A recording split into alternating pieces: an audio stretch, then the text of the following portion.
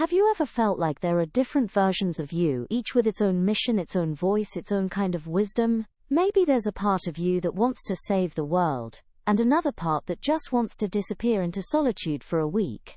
A part that feels everything so deeply it hurts, and another part that can detach completely when you need to protect yourself. If you're an INFJ, you're not imagining it. There really are multiple archetypes living inside you. Each one is a facet of your complex inner world. Each one plays a part in your story, from your brightest light to your deepest shadow. Today, we're going to meet all 7 of them. And if you've ever felt misunderstood, too complicated, or like you don't quite fit anywhere, this might be the most important thing you hear today. Let's meet them. At the heart of every INFJ is the mystic, the seer, the one who knows without knowing how. Your core archetype. You feel things before they happen. You walk into a room and immediately sense the emotional undercurrent. Who's pretending? Who's hurting? What's not being said? You sense the energy in conversations, the truth hidden behind carefully chosen words, the direction a soul is moving toward. Sometimes even before they know it themselves. You don't just see what is, you see what could be. You see potential in people they've forgotten in themselves. You see the pattern before it fully forms. You understand the symbolic meaning beneath the literal event. That's your superpower, and sometimes your curse. Because the world rarely moves at the pace of your vision. You see where things are heading, 6 months, 6 years down the line, and it can be exhausting to watch people choose paths you already know will hurt them. It's lonely being the one who sees around corners. The mystic in you doesn't do small talk well. Surface-level interactions feel like sandpaper on your soul. You crave depth, meaning and connection that goes beneath a social mask. And when you can't find it, you'd rather be alone. But here's the gift. Your intuition is not random. It's not just a feeling. It's your subconscious mind processing thousands of microsignals faster than your conscious mind can track. Trust it. It's usually right. The mystic is your compass. Honor it. Next is the counselor. This is your natural healer. The part of you that listens so deeply. People tell you things they've never told anyone else. You have this rare ability to make people feel seen, not just heard but truly understood. You don't just listen to words, you listen to the silence between them. You pick up on what someone is not saying. You reflect their own truth in a way that helps them finally understand themselves. You translate pain into understanding, chaos into calm, confusion into clarity. People come to you when they're at their breaking point. They confide in you, sometimes within minutes of meeting you. Strangers tell you their life stories in coffee shops. Friends call you at 2 a.m. because they know you'll pick up. And you do. Because the counselor in you wants to help. You feel called to ease suffering wherever you find it. But here's the shadow side. This archetype can drain you if you forget one crucial truth. Healing others doesn't mean carrying their wounds. You're not meant to absorb other people's pain. You're not a dumping ground for everyone's trauma. And just because you can hold space for someone doesn't mean you always should.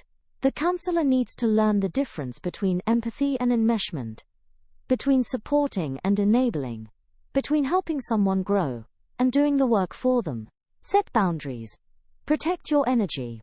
Remember, you can't pour from an empty cup, and you're allowed to keep some of your energy for yourself. The advocate is your warrior side. The quiet rebel who can't stand injustice. When something feels wrong, you feel it in your bones.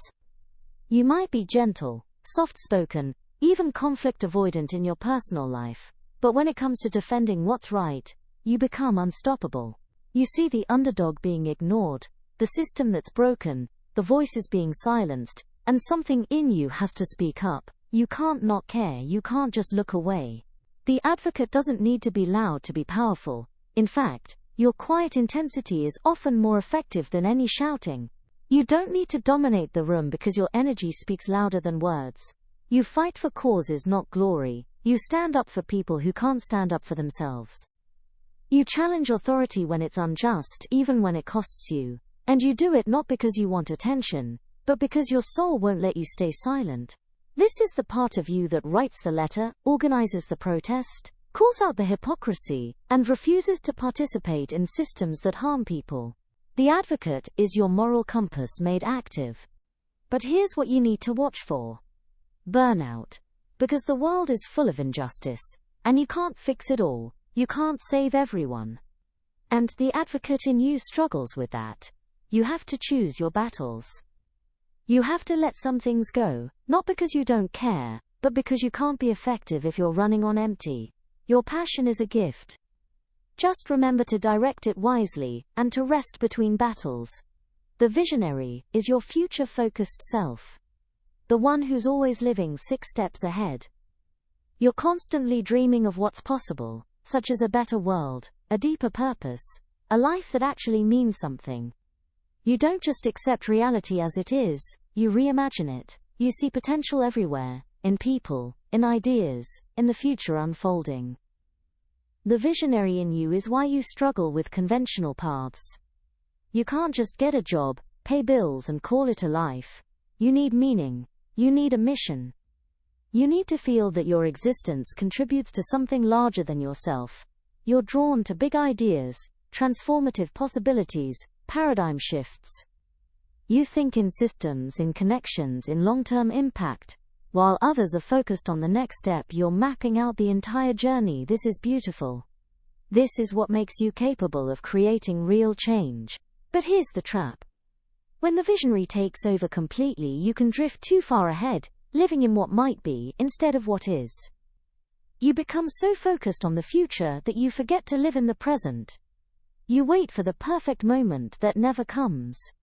You dream but don't build. The visionary needs grounding.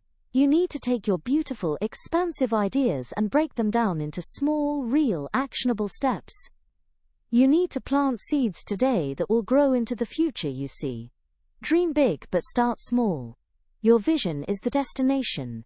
Your daily actions are the path. The healer archetype transforms pain into purpose.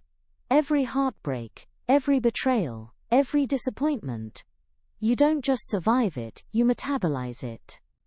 You turn it into wisdom, into compassion, into a deeper understanding of what it means to be human. It's why people are drawn to you when their world falls apart. They sense that you've been through the fire and came out the other side, not unscathed, but transformed. You don't offer empty platitudes. You provide real understanding because you've done the inner work. The healer in you knows that pain isn't the enemy. Resistance to pain is. You've learned to sit with discomfort, to feel your feelings fully, to let the wound teach you what it came to teach. You don't heal by bypassing. You heal by going through.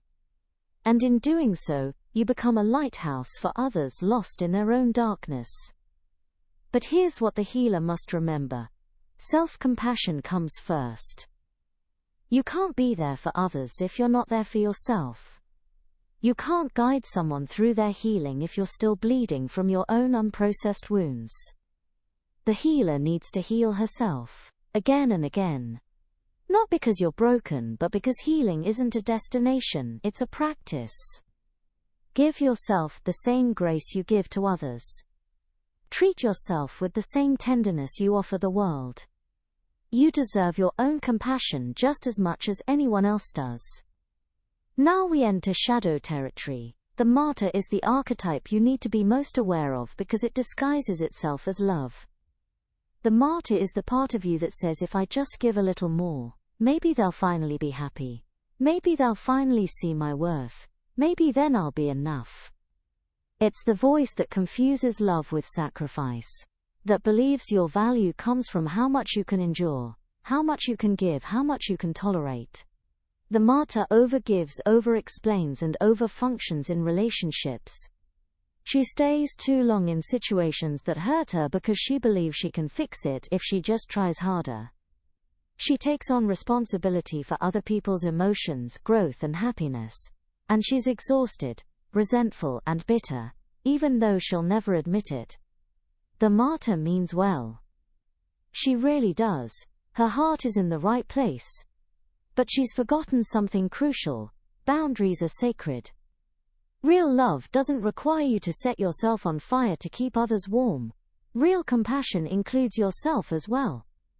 Healthy relationships have reciprocity, not one-sided sacrifice. The martyr needs to learn that saying no is not selfish. It's self-preservation. That you can care about someone deeply, and still not be responsible for their healing. That sometimes the most loving thing you can do is step back and let people face the consequences of their own choices. Your worth is not determined by how much you give. You are valuable simply because you exist, not because of what you do for others. If you recognize the martyr in yourself, it's time to reclaim your energy. Set boundaries. Stop overfunctioning. Let people meet you halfway. You are allowed to take up space. You are allowed to have needs. You are allowed to walk away from what depletes you. Finally, we meet your sanctuary archetype, the Hermit, the one who needs solitude like others need air. The Hermit is the part of you that retreats. Not because you don't love people, but because you need space to process everything you've absorbed. You need silence to hear your own thoughts again. You need stillness to make sense of the noise.